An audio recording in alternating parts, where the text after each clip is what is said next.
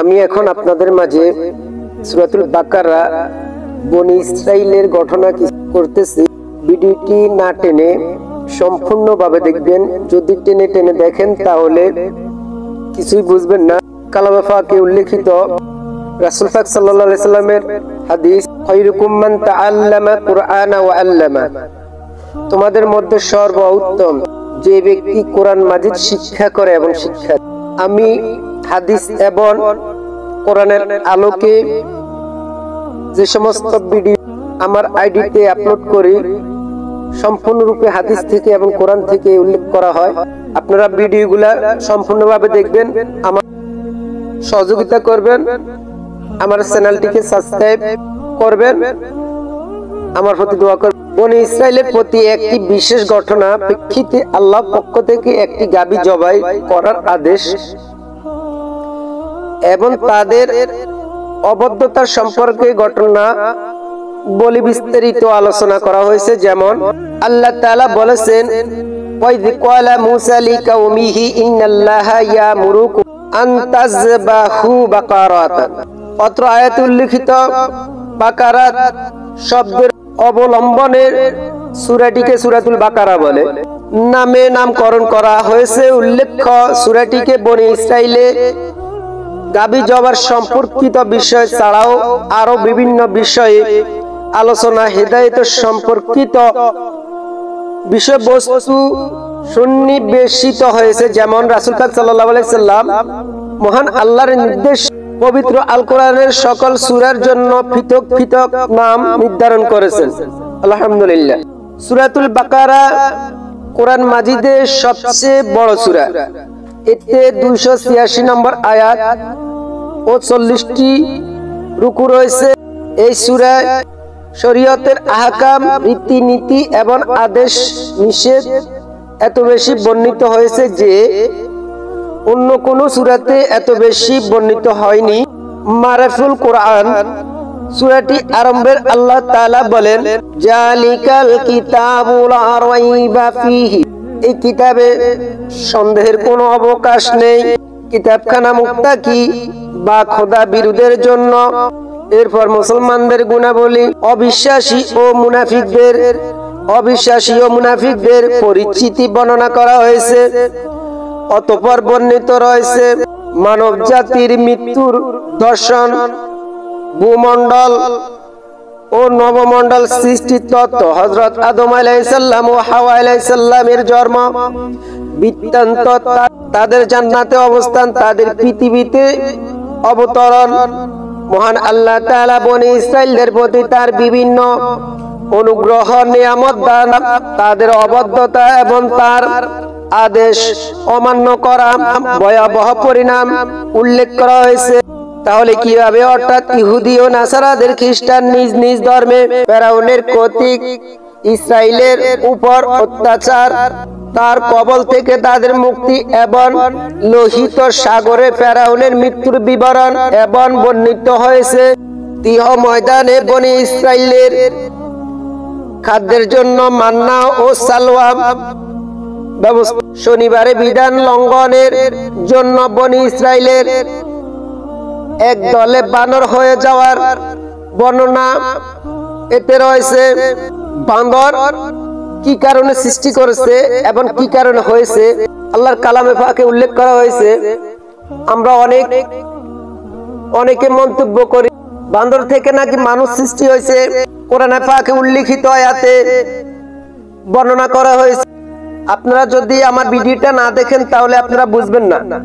আল্লাহ তাআলা বলেন, ওয়ালাকাদ আলিমতুমুল্লাযীনা আতাদাউ মিনকুম ফি সাবতি ফাকুলনা লাহুম কুনু কিরাদাতান খাশিঈন ফাজআলনাহা নাকালান লিমা বাইনা ইয়াদাইহা ওয়া মা খালফাহা ওয়া মাউইযাতাল লিল মুত্তাকিন। তোমাদের মধ্যে যারা শনিবার সম্পর্কে সীমা লঙ্ঘন করিয়াছে তাহাদেরকে তোমরা নিশ্চিতভাবে জানো, আমি তাহাদের বলিয়াছিলাম তোমরা ঘৃণিত বানর। তাহলে এখন আল্লাহ তাআলা কি বলছে আপনারা আমি ইহা তাদের সমসাময়িক পরিবর্তীগণের শিক্ষা গ্রহণের জন্য দৃষ্টান্ত ও মুত্তাকিদের জন্য উপদেশ স্বরূপ করিয়াছি। তাহলে কালামে পাকে উল্লেখ করা হয়েছে সূরাতুল বাকারা আয়াত নম্বর 65 থেকে 66 পর্যন্ত।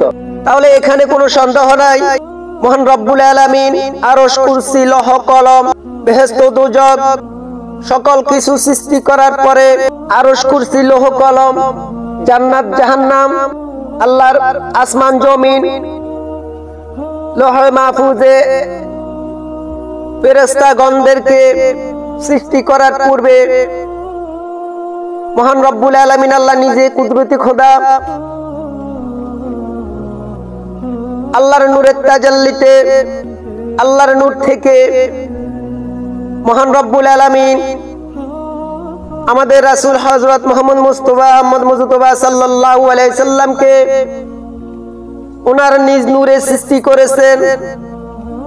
তারপর রাসূল পাক সাল্লাল্লাহু আলাইহি সাল্লাম থেকে ইজাজত নিয়ে 18,000 মাখলুকাত সৃষ্টি করেছেন। রাসূল পাক সাল্লাল্লাহু আলাইহি সাল্লাম থেকে ইজাজত নিয়ে মহান রব্বুল আলামিন 18,000 মাখলুকাত সৃষ্টি করেছেন। আল্লাহর আসমান জমিন, লৌহ কলম, জান্নাত, জাহান্নাম, ফেরেশতা মণ্ডলী সহ সকল কিছু সৃষ্টি করার পরে ফেরেশতাদেরকে নিয়ে আল্লাহ আলোচনাতে বসলো। আলোচনা করে তাদের সাথে বলল, আমি ইনসান সৃষ্টি করব। আমরা তো আপনার ইবাদতে লিপ্ত থাকি, প্রত্যেকটা সময়, প্রত্যেকটা মুহূর্ত, প্রত্যেক জায়গাতে আপনার সিজদা করি। তাদেরকে সৃষ্টি করলে তারা মারামারি, কাটাকাটি, হানাহানি, জলগা ফাসাদ করবে। তাদের সৃষ্টি করার কোনো প্রয়োজন নাই। আল্লাহ নিজে বলে ফেরেশতাদেরকে, আমি যা বুঝি তোমরা তা বুঝো না। ফেরেশতারা আর কোনো কথা বলতে পারে নাই। রাসূল পাক সাল্লাল্লাহু আলাইহি সাল্লাম থেকে ইজাজত নিয়ে আল্লাহ সকল কিছু সৃষ্টি করেছে, মানুষ, জিন, সকল কিছু সৃষ্টি করার পরে এখন বুঝেন কোরআনে আয়াত উল্লেখ করেছি বান্দরকে আগে কিভাবে সৃষ্টি করলো। আল্লাহ আগে জিনকে সৃষ্টি করলো, তারপরে ইনসান সৃষ্টি করলো। ইনসান অর্থ মানুষ, নাস অর্থ মানুষ। ইয়া আইয়ুহাল্লাযীনা আমানু, হে ঈমানদারগণ। এই আয়াতে উল্লেখ, এই আয়াতে এই ঈমানদারদেরকে বোঝানো হলো।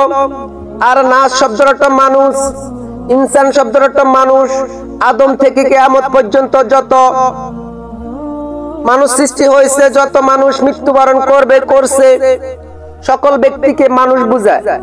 কিন্তু ইয়া আইয়ুহাল্লাযীনা অর্থ দাঁড়ায় হে ঈমানদারগণ। তাহলে বুঝতে পারছেন বান্দরকে কিভাবে সৃষ্টি করা হলো। শনিবার দিন সীমালঙ্ঘন করেছে, তাদেরকে মাছ না ধরার জন্য মাছ কিনারে যায়। ওই সময় আল্লাহ বলছে তোমরা শনিবার দিন মাছ ধরো না। তারা আল্লাহর হুকুম অমান্য করে তারা শনিবার দিন মাছের জাগ দেখে সকল নারী পুরুষ আল্লাহর হুকুম অমান্য করে তারা মাছ ধরার জন্য অগ্রসর হলো। তাদেরকে আল্লাহর হুকুম অমান্য করার কারণে তাদেরকে আল্লাহ ঘৃণিত বানর করে দিল, নাউজুবিল্লাহ। তাহলে এখন বুঝতে পারছেন আল্লাহ নিজে তাদেরকে ছিল মানুষ, তারা অপরাধ করার কারণে, আল্লাহর হুকুম না মানার কারণে তাদেরকে বানরে পরিণত করলো। আমাদের বুঝার কোনো অবকাশ নাই। আমরা বুঝতে পেরেছি মানুষকে কিভাবে সৃষ্টি করলো, জিনকে কিভাবে সৃষ্টি করলো, ফেরেশতাকে কিভাবে সৃষ্টি করলো, রাসূল পাক সাল্লাল্লাহু আলাইহি সাল্লামকে কিভাবে সৃষ্টি করলো, এবং বানরকে কিভাবে সৃষ্টি করলো, আমরা এখন বুঝতে পেরেছি। এই সূরা হযরত ইব্রাহিম আলাইহিস সালাম ও ইসমাঈল আলাইহিস সালাম এর পবিত্র কাবা ঘর নির্মাণ, হযরত ইব্রাহিম আলাইহিস সালামের বিনীত প্রার্থনার বর্ণনা করেছেন। অতঃপর সূরাতে পূর্বের কিবলা বাইতুল্লাহ মুকাদ্দাসের পরিবর্তে পবিত্র কাবাকে নির্ধারণের ঘোষণা নাজিল করা হয়। তাহলে কাবা শরীফের পূর্বে আমাদের কিবলা ছিল, মুসলমানদের কিবলা ছিল মসজিদুল মুকাদ্দাস। মসজিদুল মুকাদ্দাস পরিবর্তে পবিত্র কাবাকে নির্ধারণ ঘোষণা নাজিল করা হয়। এজন্য আহলে কিতাব তথা ইহুদি ও নাসারাদের অন্তরে তাদের কিবলা বাইতুল মুকাদ্দাস পরিবর্তিত হওয়া যে দ্বিধা দ্বন্দ্ব সৃষ্টি হয়েছিল তা আলোচিত হয়েছে। উল্লেখ্য, এই সূরা অবতরণের সমসাময়িক কালে মদিনা সনদ রচিত হয়। এরপরে মুসলমান ও অন্যান্য ধর্মাবলম্বীগণ স্বাধীনভাবে ধর্ম কর্ম পালনের সুযোগ পায়। ফলে অনুকূল পরিবেশে একের পর এক শরীয়তের আহকাম সমূহের আয়াত অবতীর্ণ হয়। মুসলমানগণ সেই হুকুম আহকাম বাস্তবায়ন করতে থাকেন।